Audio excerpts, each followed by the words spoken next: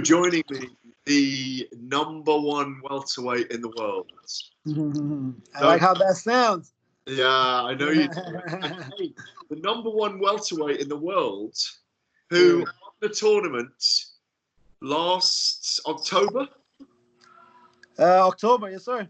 It could be October before you're fighting in front of a crowd again.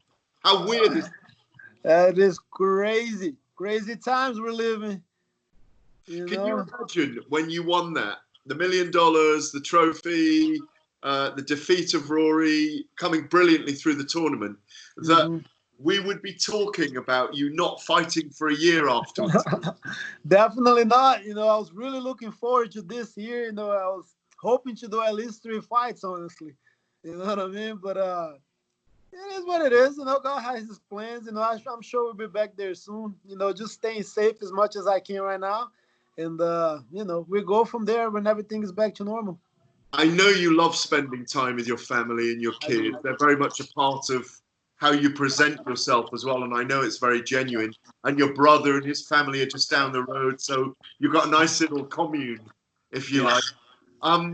But interestingly, Georgia is reducing the lockdown tomorrow. Yep. Yeah? Yeah, no, we were just talking about it because we just opened our gym. We just finished construction and everything, and we're just waiting for for them to allow us to open. And they just say that this week they started, and we're still thinking about it because there's a lot of stuff that we still can't do. Maybe like the cardio kickboxing classes. We might open like half of it. Some classes. But because we still got to be safe. There's still some people that doesn't like the idea.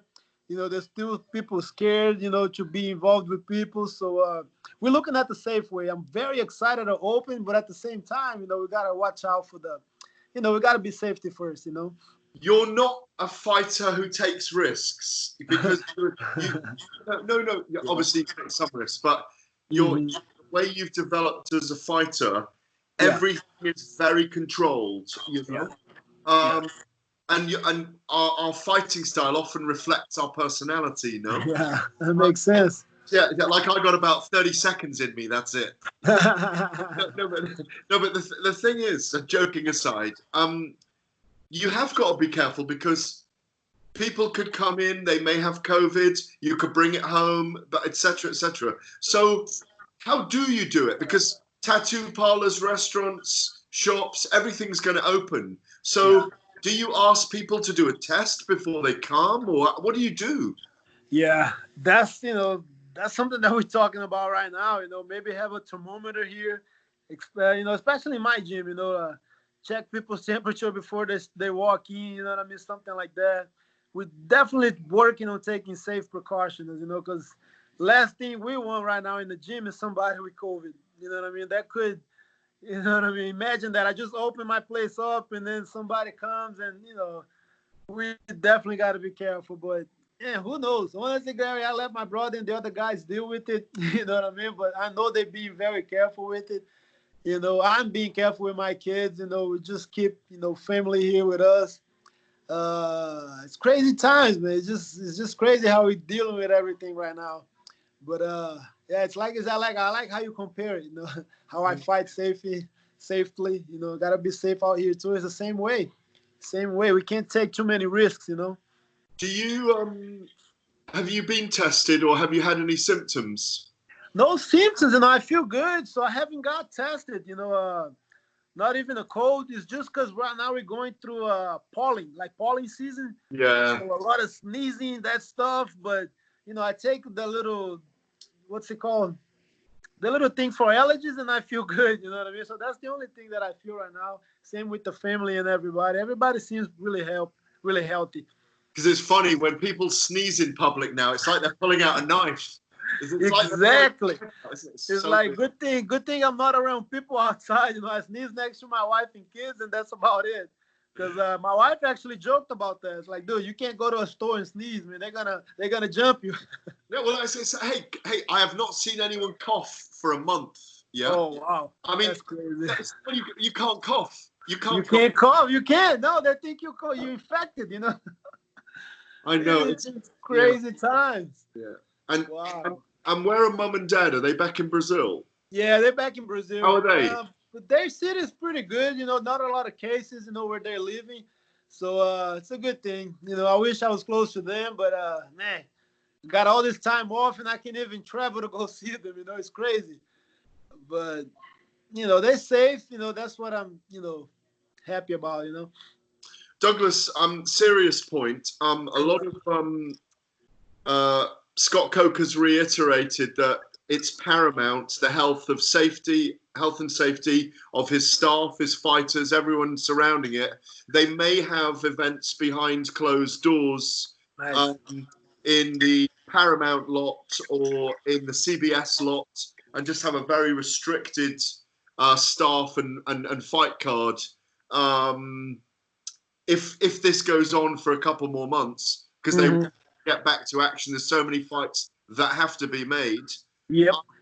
What's your take on, do you think that's the right thing, or, like the UFC are trying to press ahead and do events in May, 3 events in 9 days. I mean, how would you feel at the moment if you were being asked to fight, get a test, have a fight? What's your feeling about it all?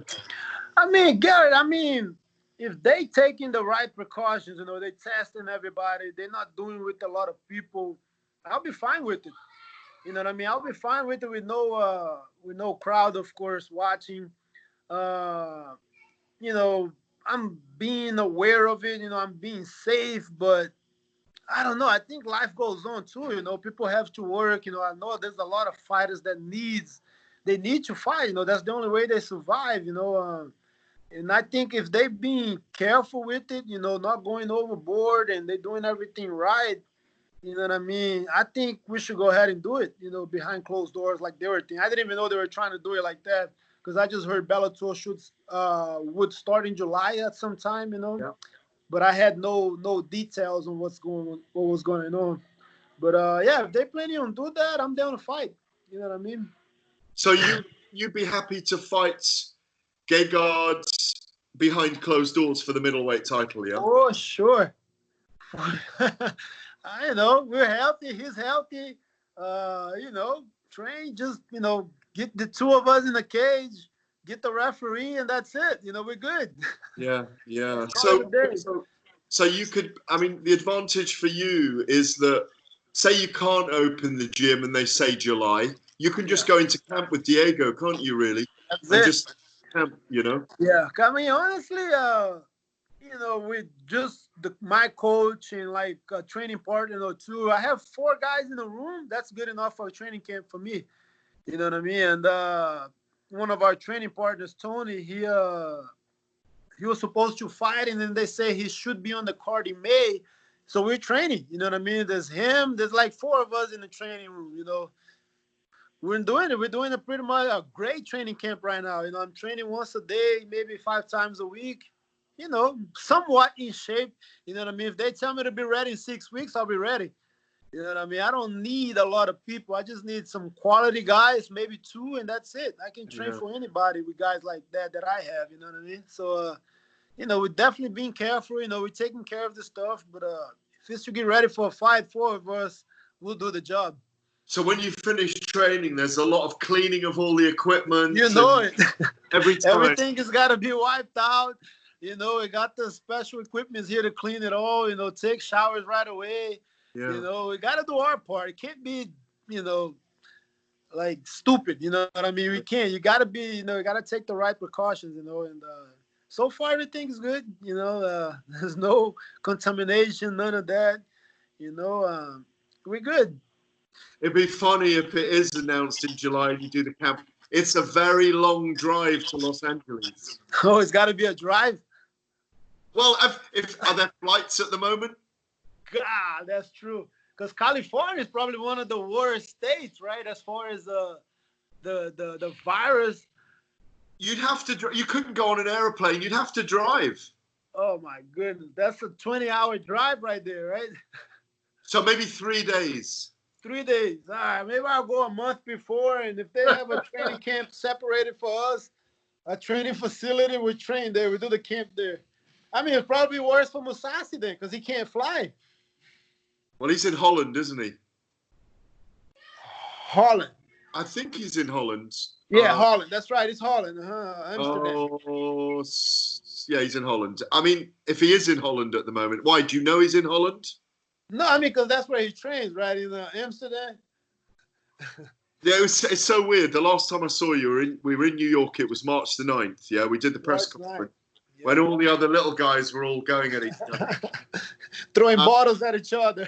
Throwing bottles at each other at Viacom in Times Square. James Gallagher and the Pitbull Brothers and Carvalho. Yeah. And there were lots of Portuguese swear words going. Portuguese and stuff. And I actually forgot that Carvalho spoke Portuguese. I was wondering, man, why is he talking to him in Portuguese? And then I remember, oh, he's from Portugal. That's right. Were you ever, because they were behind you at the press conference, yeah, they were. Thinking, I'm going to have to make sure I'm back of my head in a minute because it's going to kick off, you know? Oh, man. I would drop under the thing there. I'll be good. I'll let him go at it. Hey, it wouldn't take much, man. The people brothers, they like it. They like stuff like that, you know. And the guys from, SBG is the same way. So, I mean, it was funny, man. I had a good time there. Tell me I haven't had a chance to ask you really. It was a really big press conference. You and Gegard were there. Gegard, and you went face to face. What did you see? What did you have a sense of when you looked in his eyes? Honestly, Gary, I don't think that stuff is important. I mean, we're there. We're having a good time away from fights. He's always respectful. Yeah. I'm respectful. So, we got to do this again, But I don't think none of that stuff carries over to the fights. That's why I don't like this smack talk. None of that matters. I guess some people get carried away and they can use that. But, man, I'm going to tell you right now, that doesn't work against me or for me. So it doesn't matter if I can talk, if I don't talk. Man, when you close that door, that's where we're going to work. You know what I mean? So it doesn't matter. That stuff doesn't do anything to me. You know what I mean? I don't let stuff get to my head. You know what I mean? I'm focused on what I have to do, and my job is to fight. So, it sucks that, people want you to talk smack to sell the fights. It sucks that that's the way that they're going right now to sell it. But, man, that's not me, man. You can say whatever you want, whatever, man. What happens, what really matters is when that cage door shuts. That you're going to have a fight. You know what I mean? But outside of that, I'm cool. I'm chill. I'm a family man. I love my family. That's how it is. You won't have heard it. I doubt whether you watched the interview I did with Chael. Did you see it or not? I didn't. I'm sorry. Okay, no, it's fine. No, I didn't think. I know you don't watch anything. I watched some. No, but Chael and I were talking about your fight with Gegard a couple of weeks back on here. Mm-hmm. And I think it's a very interesting fight. And what Gegard told me in New York, that he says, I'm not worried about it because I think I know what Douglas does and I know what I need to do. You'll probably say the same thing, to be honest. Because you're both very technical. I think it's a very technical, very highly skilled chess match. But I do think it's a fucking 5-round war, and I really do. But it gets warmer and warmer as we go on. But though, thinks that we don't know what's going to happen, but someone's going to get stopped in this fight because he said someone's going to explode suddenly, and the other guy's going to be done. Do you see that? Because I think neither of you make many mistakes, so I see it as very technical, and it could come down to the person that makes a mistake. Yeah. Mm-hmm. Yeah, it's definitely gonna be a good chess match. You know what I mean? He explodes a lot of times, but he's very calm too, and he likes to come forward a lot. I like that, and I don't see it going 5 rounds, Gary. I really don't. You know what I mean? I'm confident in myself as well. You know what I mean? And I think I can put him away. You know what I mean? I know he comes forward. He likes to strike a lot, but he also mixes up the wrestling really good. Yeah. And I'm pretty sure he's going to do that a lot because he's got size over me. So maybe he's going to try to use his weight to his advantage, And because it's very good when he gets on top of somebody in the ground. You know what I mean? But, I fight sometimes it kind of seems a little slow, you know, maybe at the fights, but once they step in there and they get hit, and everything changes, and that's for everybody. You know, I don't care if if it's a bigger guy, if it's a smaller guys. You know what I mean? Once I hit him a couple of times, they will understand, and that's how I feel right here. I feel that my power is gonna carry over to middleweight really good. Yeah. Because man, I always train really good when I'm like 200 pounds. Feel good, feel strong, and that's how it's gonna be on this fight. You know what I mean? Do you think, thinking about that and how big you are as a welter, and you really, God knows how you make the weight. I mean, you're not a happy man in those last 3 days normally, and when I'm around you know. But do you think when you look at the Pride open weight days, do you think you could have handled at heavyweight against all those guys as well? Heavyweights? Well, I don't know. Like the open weight with class? with the Vandalays, with the Rampage, because they all fought each other. They were naturally, like, you're a naturally 200-pound man. Do you know? You're a big man. You're a big guy. Do you think? And I'm asking this. It's a fantasy question. Yeah, of course. But you're a fighter. You will have looked at it and thought, that would have been interesting being in there with him, or that would have been interesting being in with. Yeah. Do you know what I mean? Yeah, I definitely do. And the thing is, Gary, I trained with middleweights before, heavyweights. I mean, a lot of times it's like, oh my God, he's a heavyweight. You can't know, man. I think fighting smart, you know what I mean? I think I can find some heavyweights and light heavyweights for sure. Because, there was a point in my career where I got up to like 205, 206, 207. I was a pretty big boy, especially when I was younger, Yeah. Like, man, I can't get that high right now, maybe 205 max. But at the same time, I don't want to force putting too much weight, because I want to feel good. If I feel good at 200 pounds, 203, I'll be fine. But, like, for example, a heavyweight like Fedor, I would do it for sure. You know what I mean? He's big, but he's not that monster gigantic. You know what I mean? He's a small heavyweight. Guys like that, I would even do it now. Yeah. I love the guy. I love Fedor. He's oh my God, legend. I don't want to ever be like disrespecting, calling a guy out like that. But hey man, I get this middleweight belt. They want to do a super fight like that. I'm open. You know what I mean? So I'm open to that idea for sure. But it depends. Because there's some heavyweights, man, that you're like, yeah. Like, no, I don't want to get hit by this guy, Yeah. You block a punch, they put you away. They throw you out. Yeah, well, you heard Chael talking about being hit by Fedor. Well, listen, it doesn't get any better than Douglas Lima calling out Fedor Emelianenko, saying that he never does trash talk.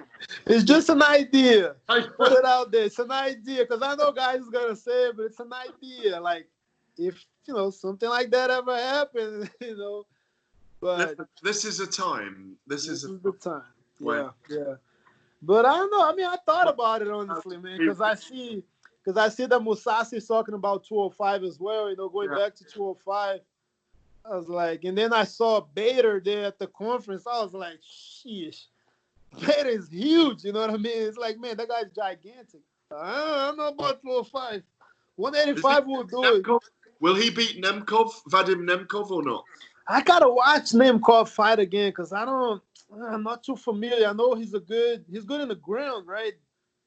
And he's very strong, very strong. Strong guy, right? Yeah, he looked thick too, like those strong Russians. Russians are strong. They're just naturally strong, hit hard. But I gotta watch his fights again. I'm really not too familiar with him, honestly, But we'll see. I'm just looking forward to this middleweight fight so much. Yeah, I know. Looking forward to fight week, not cutting a ton of weight, I can't wait. I really can't wait for this. An extra 15 pounds to not pull off your body. That's going to be an amazing feeling. Yep. Because the thing is, my cut to welterweight, I start at 185. You know what I mean? That's when I do the dehydration because I really diet down to get there. You know what I mean? And then the water weight is 15 pounds that I do it overnight. There's a lot of anxiety, isn't there, with that? There's a lot of anxiety as well. A lot. Yeah. Sometimes I get nervous too. I get to like 175. I'm like, man, am I gonna be able to make it? Yeah. because you get to a point where you're like, my goodness, like I can't do this anymore. Then I take a little break and And if you say, cut my foot off, Diego, cut my foot off. cut something off, take my blood out, put it back later. God, I thought about that many times. But it's a job, Garrett. I gotta be responsible, man. I signed the contract. I gotta make this weight. Can't disappoint people, Gotta do your job.